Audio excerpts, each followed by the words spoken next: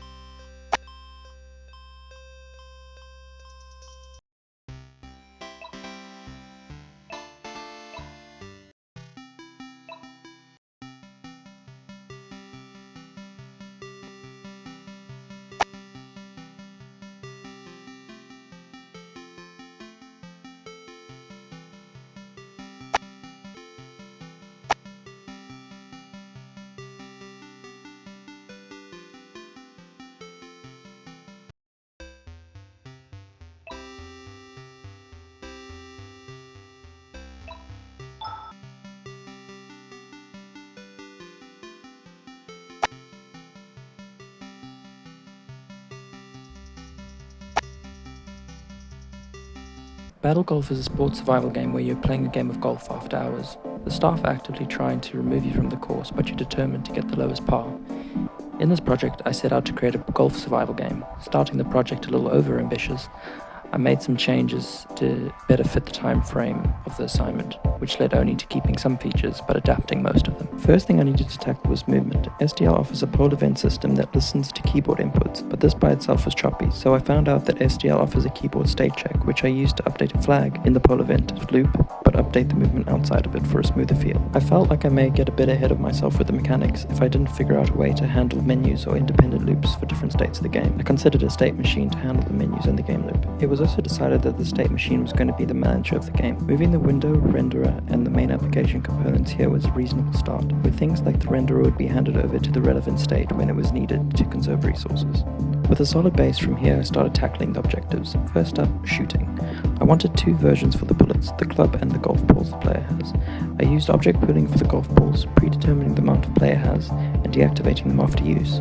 This was also used for enemies. I used a vector for two main reasons. The player would gain more ammunition at later stages of the game, as it gets more difficult, and the convenient attribute vectors offer in terms of access and manipulation. Otherwise, a standard array would have been sufficient and a more cost-effective program. In this project, box and circle colliders are included as well as intersections between each kind. A mixture of these colliders are used for a variety of purposes, including custom circle and rect colliders, as well as SDL built-in collision checks between rectangles. Some uses are for rect to rect, picking up the player club, circle to rect, detecting if the player is in range of the ball, circle to circle, detecting if the ball is scored, and rect to rect, to finally checking if the player is on a certain type of terrain.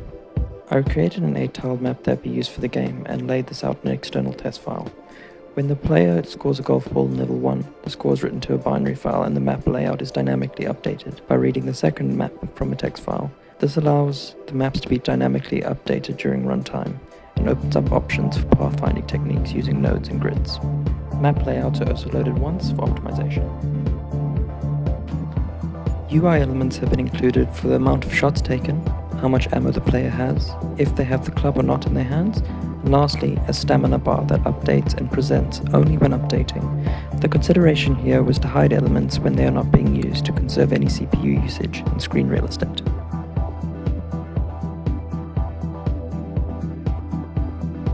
I tried taking performance into account from the very start, using textures for GPU rendering, passing by reference to avoid copying of variables, using pointers for big objects reduces the workload for moving them around, using initializer lists within classes, and using Visual Studio Diagnostics to run memory checks and finding where leaks could potentially be.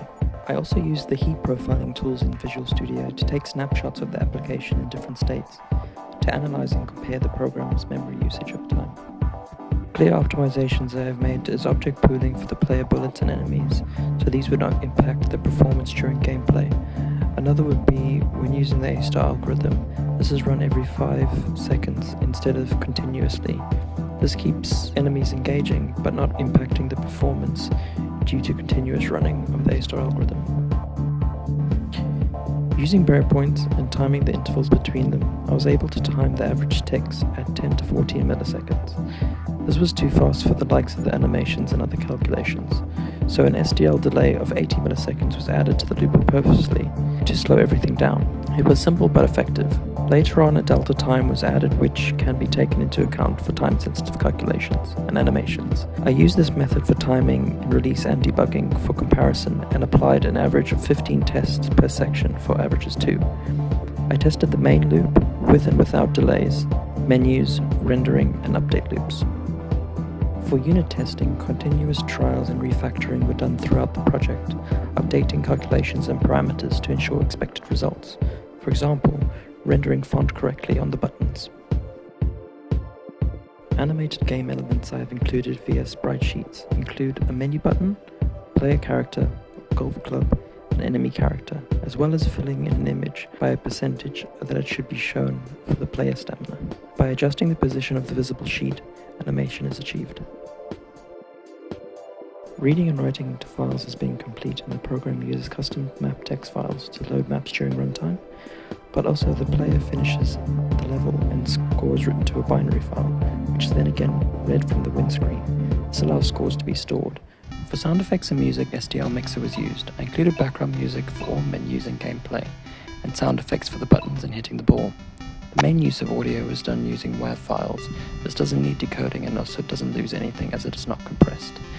SDL chunks were used for sound effects, and audio players were streamed in using SDL Music Player. For the enemies in the game, I used an A-star pathfinding algorithm to follow the player around the map. This happens every 5 seconds so that it is not running continuously, as it can be expensive to continuously store the state of the nodes at all times. I used the Euclidean distance to include diagonal movements, but exclude the square root part of the calculation as the results were the same, and removing an expensive calculation like square root is always a better choice. I chose the A-star algorithm because of its efficiency in finding the shortest route.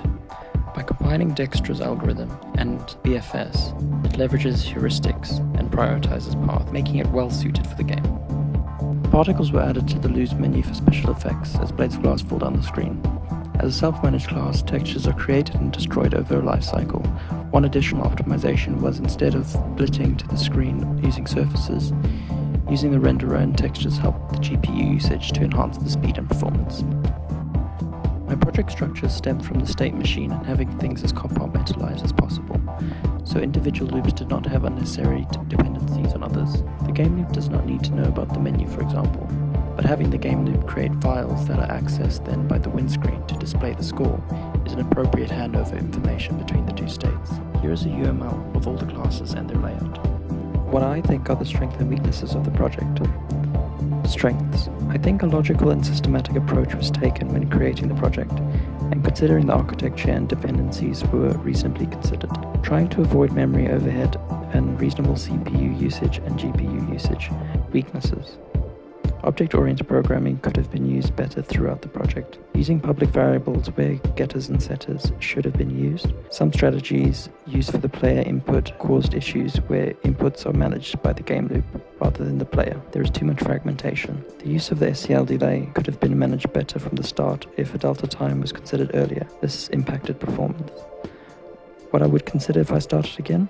I would start with the design stage, where the overall project can be laid out and what will need to be included.